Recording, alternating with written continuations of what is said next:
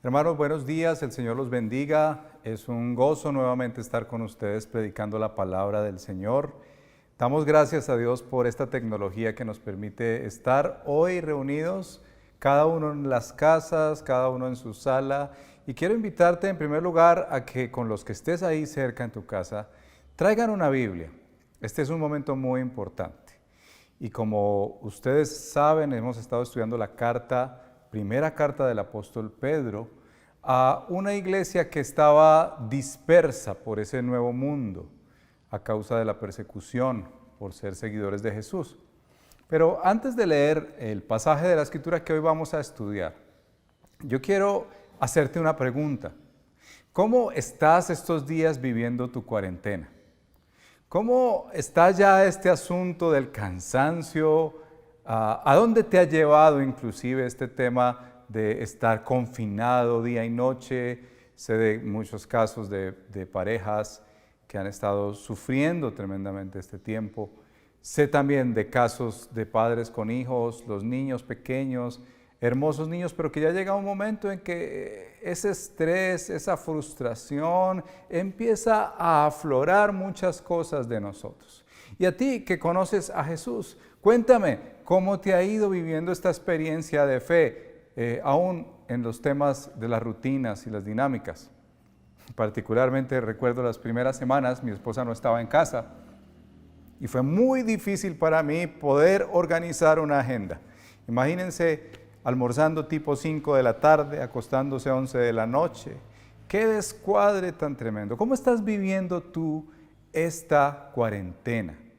Porque tenemos muchos desafíos. Y uno de los desafíos más grandes que enfrentamos es que ante la situación y la frustración y el cansancio, muchas veces reaccionamos como no quisiéramos.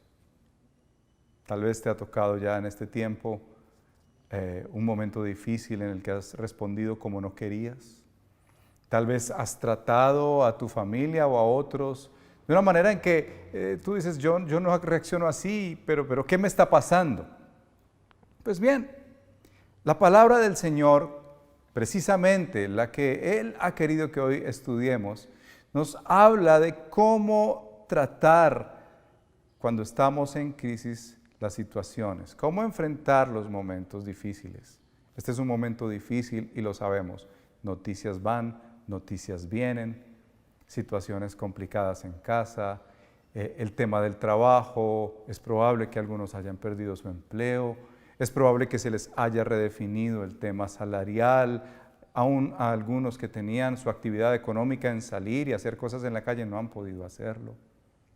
Y eso empieza a aflorar como un volcán interno. Yo quiero invitarte en esta mañana, tú que me estás escuchando allí, a que tomes un momento y escuches la palabra de Dios. Ella es más importante que lo que dice un diario, aún que lo que dice tu propia mente. Entonces, vamos juntos a la primera carta del apóstol Pedro, capítulo 2. El pastor Diego Cardona estuvo predicando la semana pasada sobre esa parte de que somos nación santa, pueblo adquirido por Dios, real sacerdocio, indicándonos la identidad. Nosotros somos un pueblo que no es de este mundo. Pero el apóstol Pedro nos dice en el capítulo 2, versos 11 al 17, lo siguiente. Queridos hermanos, les ruego como a extranjeros y peregrinos en este mundo, que se aparten de los deseos pecaminosos que combaten contra la vida. Mantengan entre los incrédulos una conducta tan ejemplar que aunque los acusen de hacer el mal, ellos observen las buenas obras de ustedes y glorifiquen a Dios en el día de la visitación. Sométanse por causa del Señor a toda autoridad humana, ya sea al rey como suprema autoridad, o a los gobernadores que Él envía para castigar a los que hacen el mal y reconocer a los que hacen el bien, porque esta es la voluntad de Dios, que practicando el bien, hagan callar la ignorancia de los insensatos. Eso es actuar como personas libres que no se valen de su libertad para disimular la maldad, sino que viven como siervos de Dios. Den a todos el debido respeto. Amen a los hermanos. Teman a Dios. Respeten al Rey. Oremos y pidamos la gracia del Señor para el estudio de su palabra. Padre Celestial, ponemos delante de ti este tiempo de estudio de tu palabra.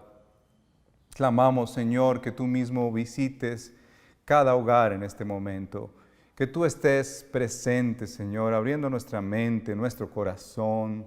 Señor, tú sabes los retos tan grandes que estamos enfrentando. Algunos ya llevan más de 40 días sin salir de casa, Señor. Oramos en el nombre de Jesús que hoy tu palabra sea todo suficiente, Señor, y que rompa ese duro suelo que hay en nosotros, que muchas veces no nos permite escuchar tu palabra y obedecerla, Señor. Que tu Espíritu Santo, que se mueve por donde quiere, entre a nuestras vidas y transforme lo que tiene que transformar, Señor. Yo oro especialmente por los que nos escuchan semana tras semana y no tienen una relación contigo. Señor, que puedan llegar por tu gracia a tus pies arrepentidos y reconociendo su necesidad de ti. Esto te lo pedimos en el nombre de Cristo Jesús. Amén. El escritor y apóstol Pedro nos deja esta porción que es una joya de la palabra de Dios y nos la pone como un ruego. Si tú lees en el verso 11 nuevamente, dice, queridos hermanos, les ruego. Esto que él está diciendo no es una imposición, sino un ruego, como no sé si tú recordarás cuando pequeño, que a la mamá, después de haberte dado cantaleta, llega un momento y te dice, te ruego, por favor, que tengas en cuenta esto. Esto es muy importante, porque luego de habernos dicho que somos el pueblo de Dios, nos dice cómo debemos vivir en medio de las circunstancias adversas, cualquiera estas sean. Ellos estaban expatriados, nosotros estamos confinados por un virus, pero se nos llama a lo mismo. Pedro dice en primer lugar, hermanos, hermanos amados. Todo lo que está diciendo es un ruego de amor. Este ruego de amor es vital y se los dice, ya entraremos en ese ruego, el contenido de ese ruego, pero nos dice que es un ruego de amor porque nosotros somos, mira las dos palabras que utiliza, peregrinos y extranjeros. Por un momento pensemos, ¿cómo es un extranjero? Seguramente habrás visto aquí en la ciudad de Medellín, desde donde estamos predicando, que vienen muchos extranjeros. Han llegado muchísimos extranjeros en los últimos años, más de 500,000 visitantes el último año. Y vemos que los extranjeros, por lo menos acá en esta ciudad, hermosa ciudad de las flores, vemos estos extranjeros con mochilas, que tienen sus pantalonetas, andan en chanclas por la ciudad, y cuando tú les vas a hablar, hablan otro idioma. Un extranjero no habla el mismo idioma. Un extranjero tiene costumbres diferentes. Un extranjero tiene una manera de actuar y de pensar muy diferente, de tal forma que quienes han visitado, por ejemplo, Estados Unidos, Europa, uno dice, esta gente piensa distinto, guarda las distancias, si hay un semáforo en rojo, paran. ¿Por qué piensan diferente? El apóstol Pedro tiene en mente que el cristiano es una persona extranjera, porque su mentalidad es completamente diferente a cualquier país de este mundo. Piensa como la Escritura dice. Su mentalidad está basada en la palabra de Dios, por eso su lenguaje es completamente diferente, su actuar es completamente diferente. Claro, nos vestimos similar, pero internamente somos extranjeros. Así que las personas alrededor deben ver que el cristiano es un extranjero. Y en segundo lugar menciona que es un peregrino. ¿Por qué un peregrino? porque un peregrino no se estabiliza y arraiga en lo que tiene, en lo que es. Yo sé que nosotros aquí en Medellín tenemos esta cultura metida profundamente en el corazón y nos gusta decir que somos paisas y que somos arrieros, pero cuando eres cristiano, tú eres un peregrino, estás de paso. Por eso nosotros no nos podemos aferrar ni al dinero que tenemos, ni al rol que tenemos.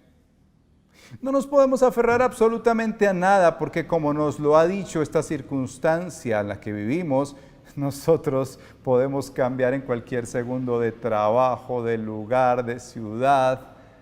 Estamos un día aquí, mañana acá, después aquí, después allá, porque eso es un peregrino. Así que Pedro, el apóstol Pedro, entendiendo esta realidad, él lo vivió en su corazón. Él sabía que tenía que hablar diferente, porque cuando le hablaron acerca de Jesús y lo negó, él se hizo como de los del mundo y hasta blasfemó y habló palabras soeces. Y él entendía muy bien que nosotros somos extranjeros y nuestro lenguaje, nuestra manera de actuar, nuestra manera de hablar, nuestra forma de comportarnos es totalmente diferente. Y nuestra manera de vivir también, porque no nos aferramos a nada. Un peregrino sabe que hoy está aquí, mañana está allá. Ahora, a estas personas es a las que les hace ese ruego. Miremos el contenido del ruego. En primer lugar, en el verso 11, otra vez lo referencio, dice: a ustedes como extranjeros y peregrinos en este mundo, les ruego que se aparten de los deseos pecaminosos. En primer lugar, el ruego dice que se aparten de esos deseos pecaminosos. En segundo lugar, en el verso 12 dice que mantengan entre los incrédulos una conducta ejemplar. Y el tercer componente de este ruego dice en el verso 13: sométanse por causa del Señor a toda autoridad humana. Bueno, mira que en primer lugar Pedro sabe que la batalla más grande que todo cristiano tiene no es con el mundo. No es porque un coronavirus nos confinó, no es porque voy a perder el trabajo, no es porque tengo un problema con otra persona, no es porque alguien me trató mal o me miró mal o me dijo mal o no me pagó lo que yo estaba esperando. El problema comienza con el interior nuestro. Él dice: absténganse de todo deseo pecaminoso. Ahora, tomemos un momento para pensar eso mejor. ¿Qué es eso de abstenerse de todo deseo pecaminoso? Nosotros tenemos muy claro, o por lo menos yo, cuando hablan de esos deseos pecaminosos o deseos carnales, tendemos a pensar en primer lugar que es algo sexual. Y no estoy queriendo decir que no lo es. Por supuesto que lo es, o que de pronto es un tema de robo, o que de pronto es un tema de alcoholismo, o uno de esos vicios y pecados capitales como la pereza, o cualquier otro de aquellos que conocemos en la cultura. Esos son pecados pecaminosos, muy fuertes, deseos que están por dentro y que nos hacen ir hacia el mal. Pero hay otros más sutiles. Y debemos tener también mucha atención, porque eso que está adentro, que es la naturaleza con la que nacimos, que tiende al pecado, a veces es tan difícil de percibir. Pero mira, ¿qué piensas de esta naturaleza caída que muchas veces nos mueve a lo siguiente? ¿Tú dirías que un deseo pecaminoso es deseo desenfrenado a ser aceptado o ser aprobado? Piensa por un momento qué hace en la vida de una persona el que quiera a toda costa ser aceptado, ser aprobado y no rechazado. Puede llegar a tener la tendencia a cruzar los límites porque lo que quiere es que lo reciban y lo acepten. Eso es satisfacer esos deseos. ¿O qué tal la persona que vive con un deseo desenfrenado por ser el centro y que todos lo admiren y que todos lo miren, o por su belleza, o por su dinero, o por sus capacidades? Uno no puede ver, por ejemplo, con personas que quieren es que su voz sea escuchada. Alguna vez mencionamos aquí en la iglesia que vivimos en una época en que tenemos una idolatría a la opinión. Mi opinión es la que debe ser la más importante. Eso es un deseo pecaminoso, hermano, hermana. Eso es un deseo pecaminoso que surge del interior, que dice, yo soy el centro y yo soy lo más importante. ¿Qué opinas de un deseo desenfrenado por querer controlar a los demás? A veces suena tan sencillo querer que las cosas salgan bien, que todo funcione perfecto, que los planes se den, pero tal vez detrás estamos enmascarando un deseo muy pecaminoso de querernos ver como los árbitros del partido. Yo sí sé cómo funcionan las cosas, tú no. ¿Qué tal un deseo desenfrenado por exigir justicia cuando te maltratan? Puedo aún pensar que al interior surge ese volcán llamado ira. ¿A dónde lo lleva uno? Ese deseo de justicia. Mira que te estoy diciendo, hay unos deseos pecaminosos espectaculares que los llamamos un deseo carnal, sexual, de dinero, de licor que nos atrae. Nosotros sabemos que eso está mal. Pero ¿qué de aquellos que aparentan que son buenos, pero que realmente en el fondo están mal? Bueno, Pedro nos dice que el cristiano se abstiene. Nosotros, así como los alcohólicos anónimos en un sentido, vivimos abstemios de los deseos pecaminosos. Una cosita más al respecto. Los deseos Dios los puso y son deseos que están en el corazón, que están en nuestros sentidos, que están en nuestro cuerpo. Lo que lo hace pecaminoso es nuestra naturaleza. Por eso necesitamos, si tú no eres cristiano, necesitas conocer al Señor, quien viene a darte una nueva naturaleza. Y si tú eres cristiano y has luchado tanto y has caído, necesitas pedirle al Señor su gracia y su poder para levantarte y ser fortalecido interiormente, como decía el apóstol Pablo, para enfrentar fuertemente, aún con tus amigos cristianos, con la iglesia, con quienes te ayudan, y decir no en el nombre de Jesús a la tecnología que me está dañando. No en el nombre de Jesús a esa relación que me está destruyendo, no en el nombre de Jesús a mí mismo que me quiero poner en el centro una y otra vez. Esta es la primera invitación que hace el apóstol Pedro. Cuando John Wesley era joven, él luchaba con sus amigos por querer ser una persona santa, ya era cristiano. John Wesley fue un hombre muy importante en la tradición cristiana, un evangelista, gigante evangelista. Y cuando era joven, John Wesley le preguntó a su mamá, que era una mujer piadosa, una mujer de fe, Susana Wesley, le preguntó, oye, ¿qué es el pecado? Porque yo quiero entender, aun si en los juegos o en las cosas que hago con mis amigos, estoy pecando o no, si es algo que surge de mis deseos pecaminosos. Y la mamá le dijo lo siguiente. No sé si le habrá dicho Johncito, de pronto, pero le dijo lo siguiente: cualquier cosa que debilite tu razonamiento, disminuya la sensibilidad de tu conciencia, obscurezca tu percepción de Dios o te quite el gusto por las cosas espirituales, es pecado. Todo aquello que te aleje, todo aquello que le dé más poder a tus deseos pecaminosos que al poder del Espíritu, es pecado. ¡Qué mamá! ¿Quién quisiera tener una mamá así? ¡Qué tremendo! Pero para resumir este punto, no es posible en nuestra propia voluntad decir que nos abstenemos de esos deseos. Puedes decir este mes, me voy a abstener, voy a alejarme, voy a escribirlo, voy a cancelar esto, voy a hacerlo, y resultas cayendo otra vez. Necesitas un poder mayor. Y por eso la Escritura nos dice del poder del Espíritu Santo, que es el que te posibilita, cristiano, para tener dominio propio y decirle no a aquello que te está dañando internamente. Pero en segundo lugar, el ruego que habla Pedro en esta porción, dice en el verso 12, mantengan entre los incrédulos una conciencia tan ejemplar que aunque los acusen de hacer el mal, ellos observen sus buenas obras y en el día cuando el Señor regrese, que eso se refiere al día de la salvación, glorifiquen a Dios. El segundo movimiento ya no es de adentro, sino es hacia afuera.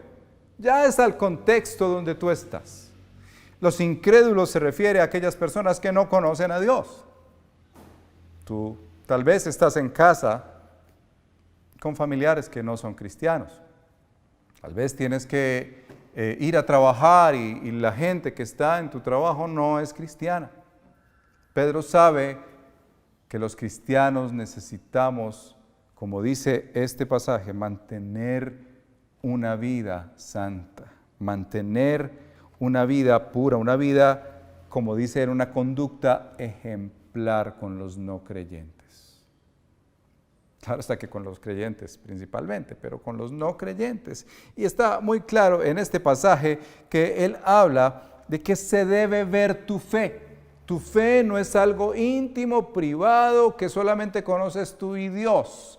Tu fe es expuesta para que otros conozcan que tú crees en Dios.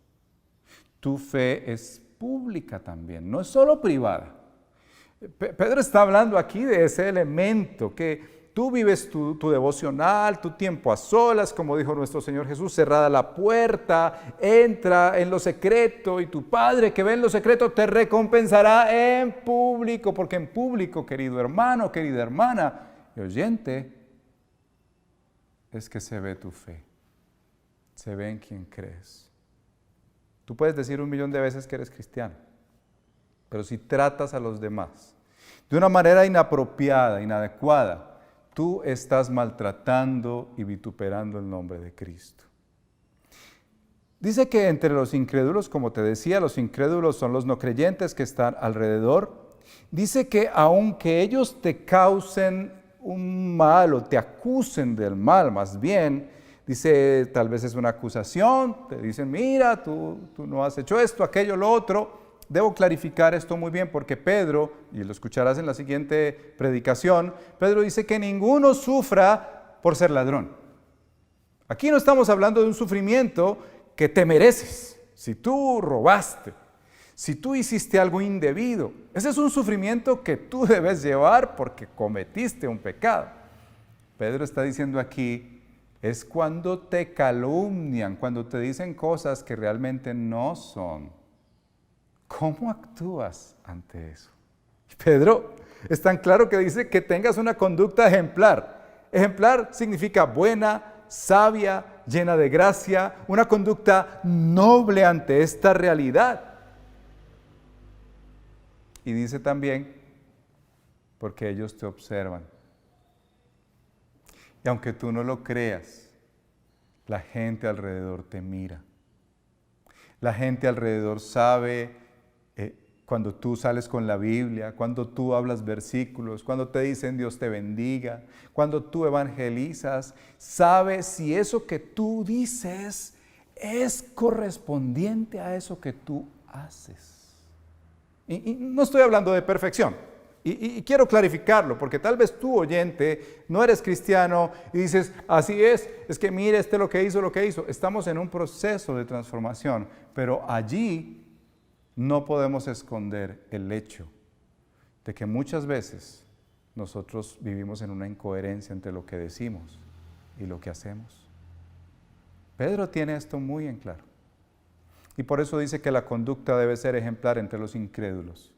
Entre todas las personas que no conocen al Señor, tu conducta debe ser lo más ejemplar. Y dice que para que ellos observen tus buenas obras. Me gusta tanto que la Escritura no nos deja solamente en palabras. ¿Por qué? Porque somos cristianos muchas veces de palabras. Hablamos cosas muy hermosas, hermanos. Conocemos tanta teología, tantos nombres de hombres piadosos, historias de misioneros, Biblia por doquier, pero aquí se decanta en lo que se dice buenas obras. Y quiero clarificar algo también ahí. Nosotros no somos salvos porque hacemos buenas obras. Eso dice Efesios capítulo 2, verso 10. Nosotros somos salvos por pura gracia de Dios para hacer buenas obras. Las buenas obras del cristiano son un efecto de su salvación. Nosotros somos salvos por la gracia de Dios en Cristo Jesús en una cruz.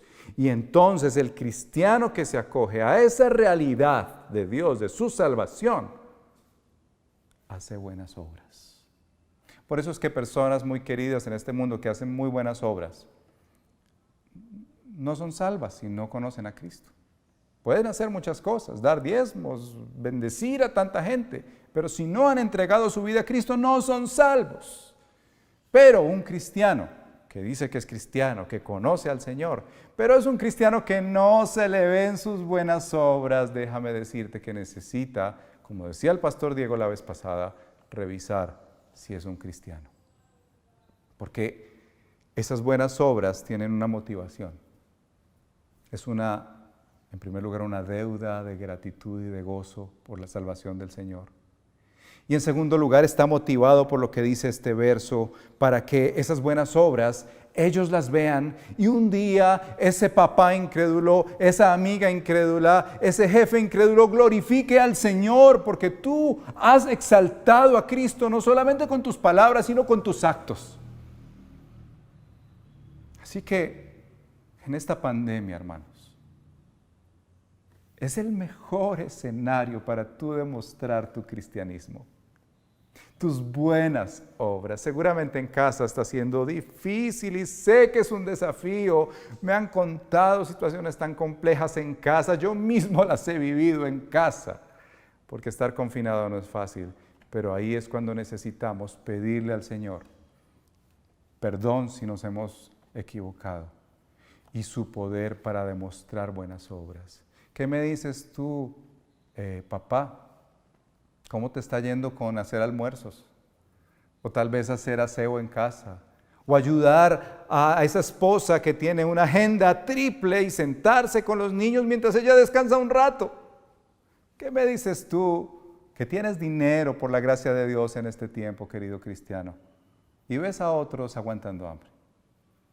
Y ves a un hermanos en la fe que han perdido empleo. ¿Qué te mueve en el corazón? ¿Qué diría tu familia no cristiana alrededor si le preguntamos, ¿cómo eres tú? ¿Cómo es tu papá que dice que es cristiano? ¿Cómo es tu hermano que dice que es cristiano? ¿Qué responderían a esa pregunta? ¿Qué respondería esa pregunta a la gente de tu trabajo si hiciéramos esa encuesta? Oye, querido jefe, ¿cómo es fulanito de tal como cristiano? ¿Daría gloria a Dios por la manera en que tú estás llevando tu trabajo? ¿O qué diría? Piénsalo por un momento. Porque aquí se nos dice que son los incrédulos, por un lado, hasta los testigos de tu cristianismo. Pero también porque en algún momento, por la gracia de Dios, ellos glorificarán a nuestro Dios. Escuché esta frase que me llamó tanto la atención al respecto de las buenas obras, del buen trato hacia las personas que aún te llegaran a calumniar. Busca siempre el diálogo. Siempre busca el diálogo, pero siempre debes estar dispuesto, cristiano, y preparado para el martirio. Busca el diálogo a toda costa, pero nunca olvides que va a haber sufrimiento, que te van a maltratar, nunca olvides que va a haber traición, nunca olvides que va a haber martirio. Ese es el testimonio de los discípulos de Cristo, que haciendo el bien fueron perseguidos y maltratados. Ese es el ruego que hace el apóstol Pedro para nosotros, confinados en medio de esta pandemia, que mantengamos una conducta ejemplar entre los incrédulos. Y también debo decirte que no es fácil si tú intentas hacerlo por tu voluntad. No creas que te va a ir bien escribiendo allí diciendo este mes sí lo voy a hacer, porque no funciona así. para el creyente y para el no creyente funciona si entrega su vida a Cristo y le pide a Él en arrepentimiento su poder. Si ha sido difícil para ti en casa, pídele al Señor, Señor, arrodíllate y dile, Señor, perdóname porque yo he contestado mal, he maltratado, perdóname porque aún he acabado con cosas de la casa, perdóname porque en mis arrebatos de ira no he pensado en los demás, y pídele al Señor dominio propio. Y pídele también que puedas expresar las buenas obras a cristianos y a no cristianos, para que ellos exalten al Señor. El tercer elemento de este ruego, y si te das cuenta, va desde lo interior, se refleja en los demás, en tu entorno, pero llega a niveles mucho más amplios. Y el verso 13 dice, sométanse por causa del Señor a toda autoridad humana. Bueno, si alguna vez escuchaste charlas respecto a las parejas, seguramente has escuchado ese pasaje de la Escritura en Efesios que dice que el hombre, maridos, amen a sus mujeres y mujeres, sométanse a sus maridos. Y pareciera que ahí hablamos del sometimiento como si fuera solo para las mujeres, pero este pasaje de Pedro nos dice que el sometimiento es para todos los cristianos. ¿Cómo te va con someterte? ¿Cómo te va con obedecer las normas? Pedro sabe que una de las tentaciones más grandes que uno enfrenta en el sufrimiento es no querer someterse. Así como querer sacar lo peor y maltratar a los demás, y así como dejarse llevar por todos los deseos pecaminosos que hay adentro. Bueno, este elemento es poderoso también. Sométanse por causa del Señor a toda autoridad humana. No es fácil someterse. Pero mira, tan imperceptible es esa expresión de Pedro que nos ayuda a entender. Uno no se somete porque la autoridad sea buena y porque me trata bien y porque hace todo lo que le digo. A veces ocurre así en las relaciones. Yo me someto a ti si haces lo que yo te digo. No. Pedro tiene muy en claro que el sometimiento aquí es por causa del Señor. Esa causa del Señor. Y ahí nos pone a pensar en Cristo Jesús, quien aún con lo que sufrió no expresó sus deseos de una manera malsana. Aún con la manera en que lo juzgaron y lo maltrataron, dice la Escritura que enmudeció y no abrió su boca, no maltrató a los demás. Y se sometió en primer lugar a su Padre y en segundo lugar a estas autoridades humanas corruptas, injustas, el Hijo de Dios. Pedro nos dice que pensemos en eso, hermanos, porque es que no es fácil. Jesús, siendo Dios, se sometió. Nosotros no somos llamados a someternos ciegamente, no somos llamados a someternos pensando en cómo lo hizo Jesús, el cual siendo en forma de Dios no estimó el ser igual a Dios. Porque someterse, hermanos, es quebrar el orgullo. Someterse es rendirse. Y no me refiero a rendirse en la vida, sino rendir de poner sus armas y decir, está bien, me voy a someter. Pero tienes que pensar en este texto un poco más, porque dice, sométanse por causa del Señor, ya lo explicamos, a toda autoridad humana. No a alguna autoridad, no a la que más te gusta. Es que es bueno someterse a esa autoridad que a uno le gusta porque hace lo que uno quiere. Es a toda autoridad humana. ¿Quiénes son tus autoridades? Tal vez si tú eres hijo, tus papás son tu autoridad. En la iglesia, tus pastores son tu autoridad. En el colegio, tus profesores tienen un lugar de autoridad. En la ciudad, los gobernantes tienen autoridad sobre ti. En el país, el presidente que Dios ha puesto. Pedro dice que es a toda autoridad. Aquí en este caso hace un acercamiento para dialogar sobre el tema de aquellos que imparten justicia imperfecta, porque es verdad que en este país, como en todos los países, la justicia es imperfecta y que también tienes que incluir corrupta. Y lo vemos mucho en nuestro país. Pero aún así, el Señor nos dice que nos sometamos por causa de Cristo. Sé que no te gusta. Tal vez no votaste por el presidente ni por el alcalde que tenemos. Pero aún así el cristiano es llamado a someterse por la causa de Cristo. Y como termina el verso 17, por respeto. Hay que tener cuidado con esto del culto a estas personalidades políticas. No, eso estaba pasando en la época de Pedro, que adoraban o idolatraban al César de turno. Y tenemos que tener cuidado porque a veces la política raya en idolatría. Pero en este caso, aquellos perseguidos, aquellos que están sufriendo, la tentación más grande es a no someterse a la autoridad que Dios ha puesto. Porque en últimas, debes entender que fue Dios quien puso esa autoridad sobre ti. Así que con quien debes pelear, esposa, con quien debes pelear, hijo, con quien debes pelear, miembro de la iglesia, con quien debes pelear, ciudadano, es con Dios, porque fue Dios quien puso estas autoridades. Y el llamado es a someternos. Dice aquí que imparten justicia.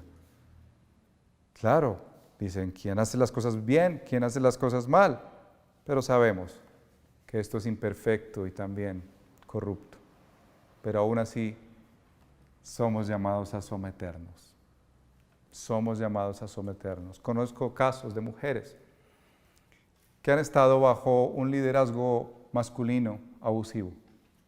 Y no estoy hablando de maltrato, de violencia intrafamiliar. Eso necesita una autoridad mayor que regule.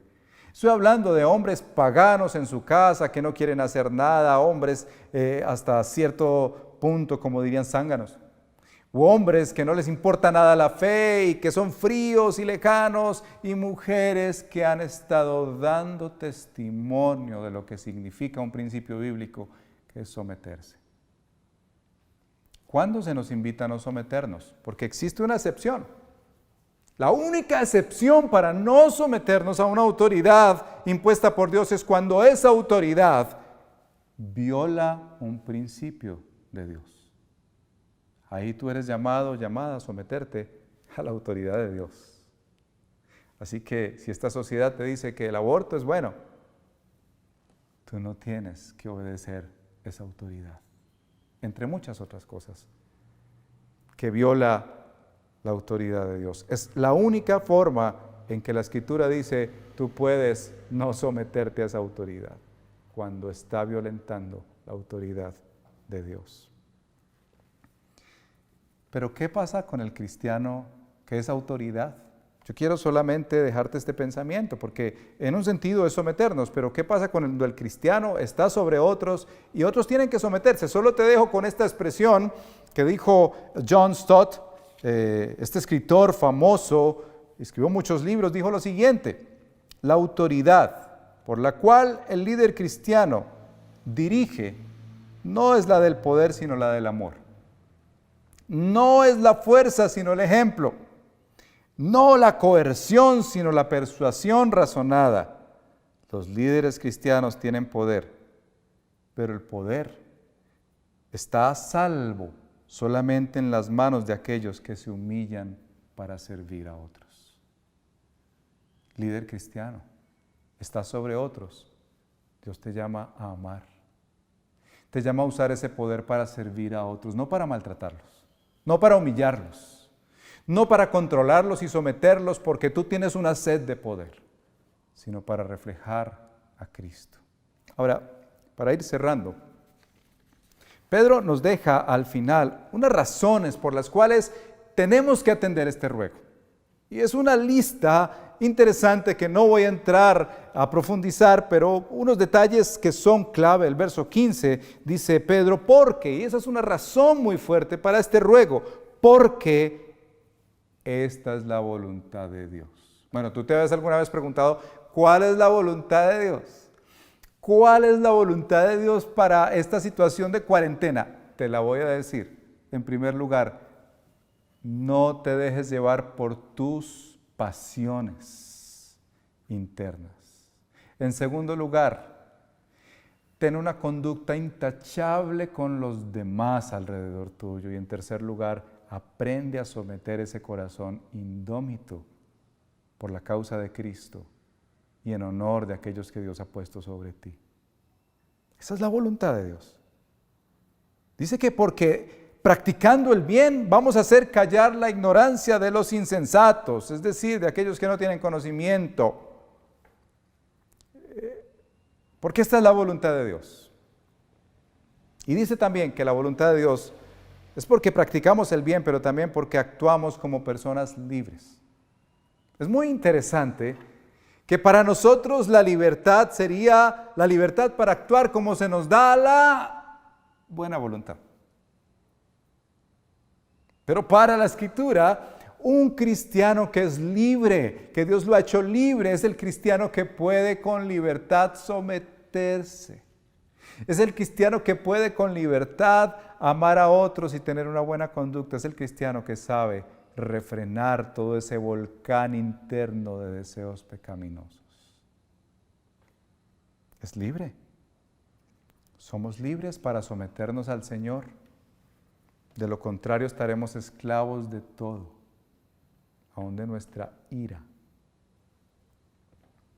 Y termina el apóstol Pedro diciendo esta expresión: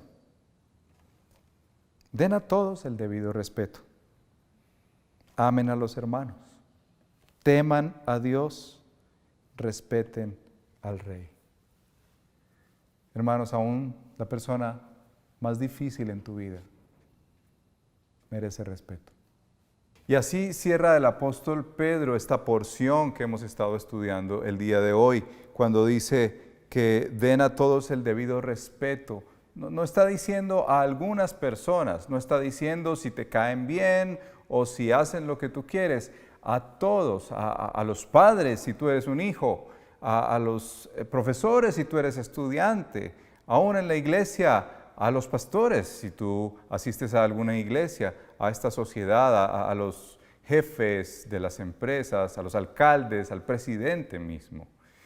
Merecen respeto, y esto se le pide al cristiano porque el cristiano entiende que lo hace en primer lugar por la causa de Cristo. Yo quisiera terminar esta predicación diciéndote lo siguiente: todo esto que hemos hablado el día de hoy, lo que ha quedado en nuestros corazones, en primer lugar, que tenemos por dentro ese volcán insaciable de deseos carnales, esa necesidad de mostrar a Cristo en todos los creyentes y no creyentes, y este asunto de someterse, no es posible por la voluntad. Te puedo decir de mi experiencia, yo he intentado por mi propia voluntad querer hacer todo esto, contener la ira muchas veces, tratar a los demás con amor, y a veces no sale lo que uno quisiera, someterse a otros, pero no, viene la rebeldía que está adentro. No es posible por la voluntad. Por eso yo quiero dejarte con la realidad que aún Pedro nos va a ampliar en otros pasajes. En primer lugar, que Cristo mismo, quien nos hizo pueblo de Dios, no es solo el ejemplo, porque Él no pecó. Él no le contestó mal a nadie. Él no dejó que la ira desenfrenada saliera e hiciera daño a otros. Él se sometió en primer lugar al Padre y también a las autoridades corruptas de su tiempo que lo enjuiciaron y que lo llevaron a la cruz. Pero no solo ejemplo, Jesús. También en su cruz y en su resurrección nos posibilita, nos da la capacidad de ser creyentes, cristianos que viven de una manera diferente en este mundo, como peregrinos y extranjeros. Y lo mejor de este asunto es que al salir de este mundo, Jesús dijo: yo les dejaré al Espíritu Santo. Y es muy importante el Espíritu Santo para nosotros, porque es el que nos llena nuestro ser de los recursos de Dios. Amor, gozo, paz, paciencia, benignidad, bondad, fe y dominio propio es lo que dice la palabra de Dios que el Espíritu viene a llenar en nuestras vidas. Por eso te invito a que entregues tu vida a Cristo si tú no le conoces. Pero si tú eres un creyente y estás perdiendo la batalla hoy, no olvides esta llamada del Señor.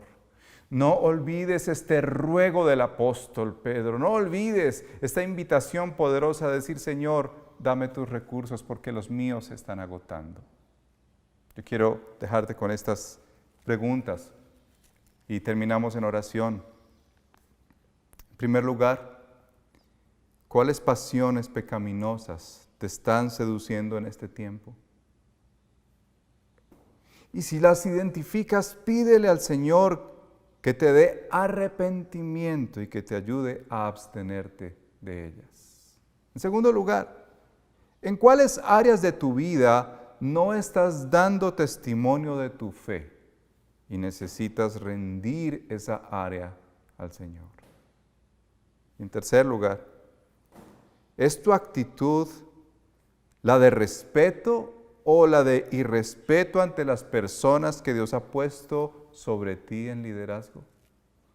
Yo quiero terminar en oración y quiero orar por aquellos cristianos que estamos necesitando los recursos de Dios urgentemente.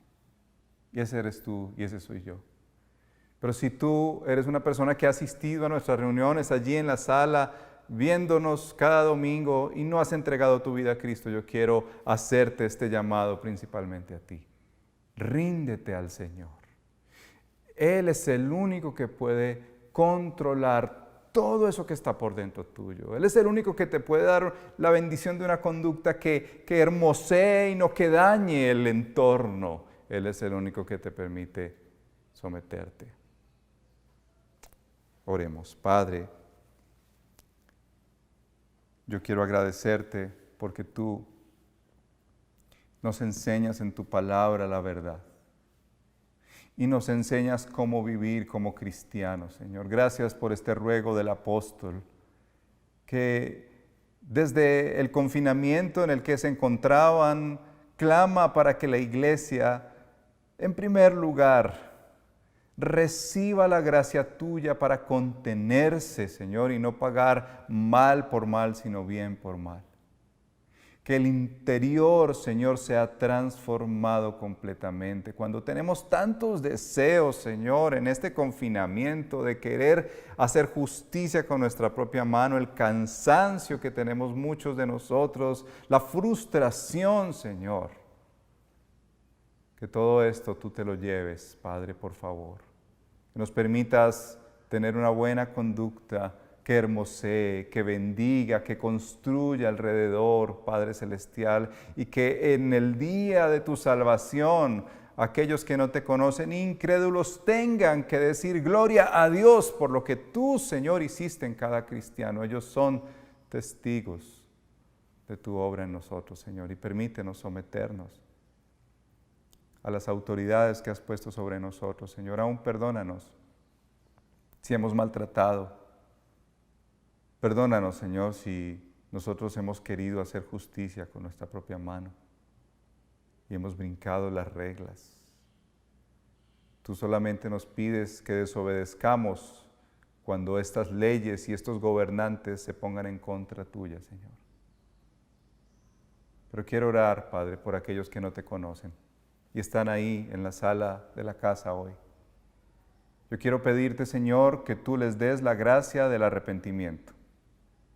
Yo quiero pedirte, Señor, que tú abras ese corazón y le muestres a esta persona que está escuchando este mensaje que no puede seguir así, que ha dejado detrás toda una lista de personas y situaciones dañadas, rotas, pero que tú hoy puedes traer, Señor, salvación a su vida, que puedes darle el don del arrepentimiento y creer en ti, Jesús. Abre ese entendimiento, por favor, y que las personas que no te conocen allí caigan postradas por tu gracia y por tu poder y por la obra de tu Espíritu, Señor. Tú eres verdad y tú a salvación nos has llamado, Señor. Esto te lo pido en el nombre de Cristo Jesús y que todo esto sea para la gloria de tu nombre. Amén y amén. Si escuchaste esta predicación y te quedaron inquietudes referente a la prédica o al texto bíblico expuesto, Recuerda que todos los domingos a las 5 de la tarde tenemos nuestro espacio llamado Profundizando en la Prédica. Envíanos tus preguntas, ponlas en los comentarios y a las 5 de la tarde estaremos dando respuestas a ellas. Que el Señor te bendiga.